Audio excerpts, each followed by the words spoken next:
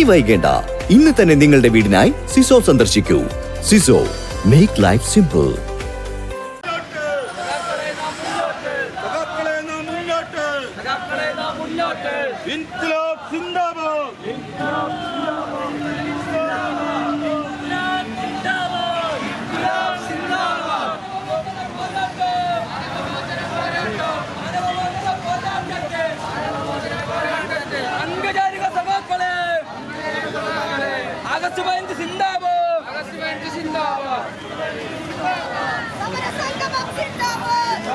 കേന്ദ്ര സർക്കാരിന്റെ യുവജന വിരുദ്ധ നിലപാടുകൾക്കെതിരെ ഞങ്ങൾക്ക് വേണം ജോലി, ഞങ്ങൾക്ക് വേണം മതേതര ഇന്ത്യ എന്ന മുദ്രാവാക്യമുയർത്തി ഡിവൈഎഫ്ഐ കൊപ്പം സെന്ററിൽ സമരസംഗമം സംഘടിപ്പിച്ചു.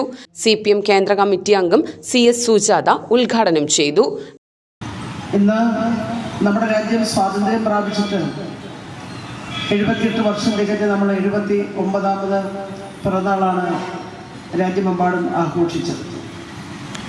ഇവിടെ ഇവർ രണ്ടും ഓർമ്മപ്പെടുത്തിയതുപോലെ വ്യത്യസ്തങ്ങളായിട്ടുള്ള ഒരുപാട് പരിപാടികൾ രാജ്യത്തിൻ്റെയും നമ്മുടെ സംസ്ഥാനത്തിൻ്റെയും നാനാഭാഗത്തെ സർക്കാരിൻ്റെയും മറ്റ് പ്രസ്ഥാനങ്ങളുടെയും രാഷ്ട്രീയ പാർട്ടികളുടെയും എല്ലാ നേതൃത്വത്തിൽ നടന്നിട്ടുണ്ട്.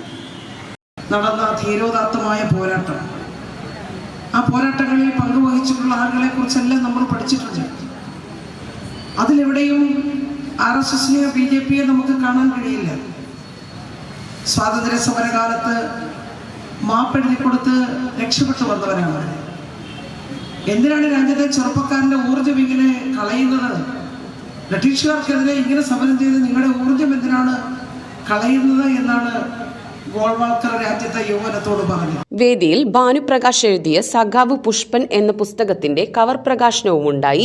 തൃത്താലക്കൊപ്പത്ത് നിന്ന് പ്രകടനമായാണ് യുവതി യുവാക്കൾ സമരസംഗമ വേദിയിലേക്ക് എത്തിയത്.